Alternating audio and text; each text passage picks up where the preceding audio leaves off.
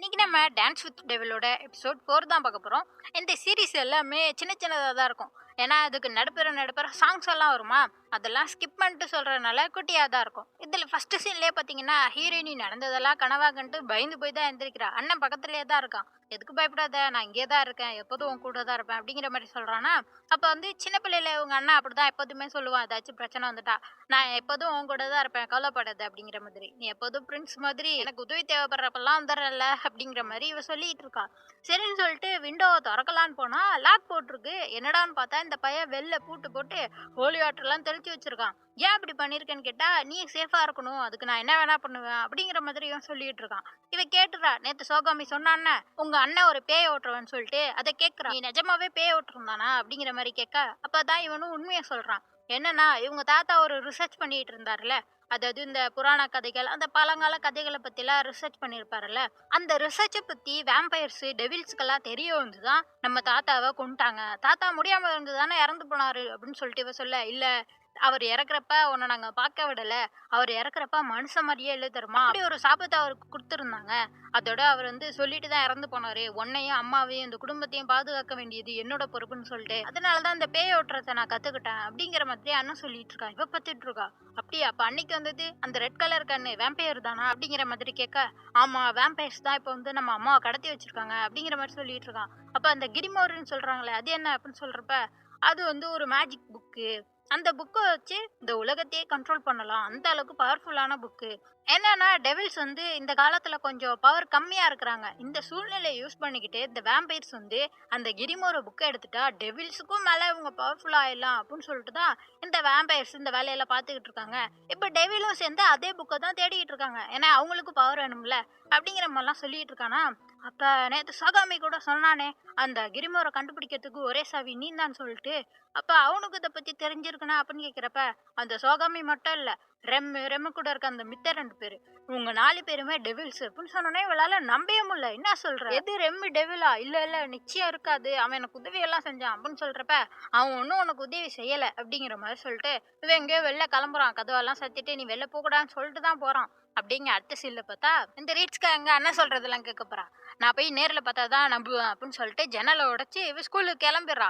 வந்துட்டு ரெம் இருக்க இடத்துல தான் வந்து நின்றுட்டு கதவை தட்டினா வெளில வர்றது ஒரு நீலமண்டை. அவன் வந்துட்டு எதுவுமே சொல்லல. ரெம் எங்கன்னு கேட்டா அவன் பாட்டு சேர்த்துட்டு கதவை சாத்திட்டு போயிடுறான்.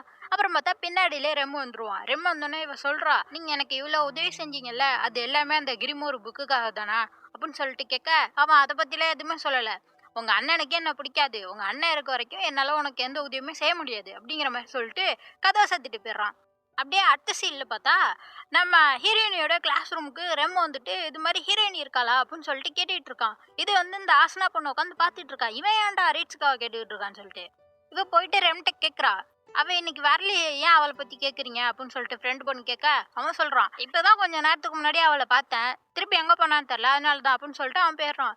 ஐயோ சரியில்லையேன்னு சொல்லிட்டு இவ யாருக்கோ ஃபோன் பண்ணிட்டு இருக்கா. அப்படியே இங்கே காட்டுறாங்க. இங்க பார்த்தா நம்ம அண்ணனா ஒரு சர்ச்சுக்கு வந்துட்டு அந்த ஃபாதர்கிட்ட இருந்து ஏதோ ஒரு மோதிரம் வாங்குறான், இது உனக்கு உதவி செய்யும் அப்படிங்கிற மாதிரி அவர் சொல்றாரு. அப்படிங்க அடுத்த சீன்ல பார்த்தா ரிட்ஸுகா பாட்டுக்கு சுத்திட்டு இருப்பாளா, அங்க பார்த்தா அந்த ரெமோ வந்து நிக்கிறான். வா அப்படின்னு சொல்லிட்டு கூப்பிடுறான். அவ பாக்குறான் எங்க கூப்பிடுறேன்னு சொல்லிட்டு பாட்டுக்கு பிடிச்சி இழுத்துட்டு போயிட்டு இருக்கான். இங்க பார்த்தா ஆசனா வந்து யாருக்கோ ஃபோன் அடிச்சால, அண்ணனுக்கு தான் ஃபோன் அடிச்சிருக்கா. அவன் வந்து எங்க இருக்கா அப்படின்னு சொல்றப்ப, இல்ல எனக்கு தெரியல அப்படிங்கிற மாதிரி சொன்னா, அண்ணன் வந்து அவனோட பவரை யூஸ் பண்ணி எங்க இருக்கான்னு கண்டுபிடிச்சிடறான். அவனும் ஓடி வந்துகிட்டு இருக்கான். எங்கே காட்டுறாங்க இந்த ரெம்மா ஹீரோயினியை கூட்டிட்டு வந்துட்டு கேட்குறா. ஹீரோயினி நீ வந்து அப்படின்னு சொல்லிட்டு கேட்க வரப்பயே அவளை பிடிச்சி கிஸ் பண்ணலான்னு பாக்குறப்ப பிடிச்சி தள்ளி விட்டுட்டு ஓட ஆரம்பிக்கிறா. பார்த்தா சுத்தி நிறைய ரெம் வர ஆரம்பிக்கிறாங்க. அப்ப நீங்க எல்லாருமே டெவிலா, நீ உண்மையா டெவில் தானா அப்படின்னு சொல்லிட்டு ஹீரோயினி கத்திட்டு இருக்கா, பக்கத்துல வராதுன்னு சொல்லிட்டு.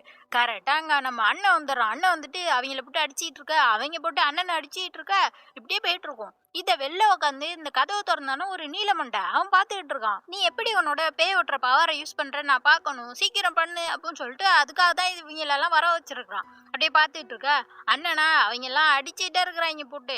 இவன் பாட்டுக்கு இவனோட அந்த பைபிள் எடுத்து அப்பாலே இப்போ சாத்தானே அப்படிங்கிற மாதிரி ஒரு மந்திரம் சொல்ல, அவ்வளவுதான் இவங்க எல்லாரும் மயங்கி புத்துன்னு கீழே விழுந்துடுறாங்க. பார்த்தா அவங்க எல்லாருமே வேற ஒரு பசங்க. அவங்க எல்லாருமே பார்க்க ரெம்மு மாதிரி இருந்திருக்காங்க அந்த டெவில்ஸோட பவரால. பார்த்தா உண்மையான ரெம்மு அங்க வரான். வந்துட்டு என்னாச்சு இங்க அப்படின்னு சொல்லிட்டு கேட்டுட்டு இருக்கான். அண்ணனா ரிட்ஸுகா கிட்ட வராத நீ அப்படிங்கிற மாதிரி தடுத்துக்கிட்டு இருக்கான். அப்புறம் பார்த்தா அவங்க எல்லாரும் மறைஞ்சிடுறாங்க. ரெம்மும் மறைஞ்சு போயிடுறான். ஹீரோயினி பார்த்துட்டு இருக்கா. அப்ப இவங்க எல்லாம் டெவில்ஸ் தான் போல அப்படின்னு சொல்லிட்டு. அத்தை சீன்லயே பார்த்தா ஹீரோயினி அவங்க அண்ணனுக்கு கட்டெல்லாம் போட்டு விட்டுட்டு இருக்கா. இது மாதிரி அண்ணன் சொல்றான், இப்ப தெரிஞ்சுச்சா உனக்கு அவங்க எல்லாம் டெவில்ஸ்ன்னு சொல்லிட்டு அப்படின்னு சொல்றப்ப, பரவாயில்ல இருந்தாலும் ரெம் வந்து கெட்டவரன்னு எனக்கு ஒன்றும் தோணல. ஏன்னா அவன் எதுவுமே பண்ணல.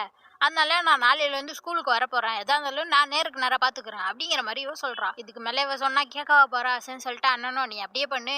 இந்த மோதிரத்தை எப்போதும் கூடையே போட்டுக்கோன்னு சொல்லிட்டு ஃபாதர்கிட்ட வாங்கிட்டு வந்தானே. இது இனிமே உன்னை பத்திரமா பார்த்துக்கோன்னு சொல்லிட்டு போட்டு வர்றான். அதே மாதிரி நாளையிலேருந்து நானும் ஸ்கூலுக்கு வர போறேன் அப்படிங்கிற மாதிரி சொல்றான். இவனுக்கு ஒன்றும் வயசு அதிகமாலாம் இல்லை. ரெம் வயசு தான் இவனுக்கும். இப்படி இங்கே ஆயிடுச்சா. அத்தசிலேயே பார்த்தா நைட்டு போல இந்த அண்ணன் வந்து அங்க சுத்திட்டு இருக்க வேம்பயர்லாம் அவன் பவரை வச்சு அழிச்சிட்டு இருக்கான். இது வந்து வேம்பயரோட ஹெட் நின்று பார்த்துட்டு இருக்கான். நீ இப்படி பண்றியா அப்படின்னு சொல்லிட்டு.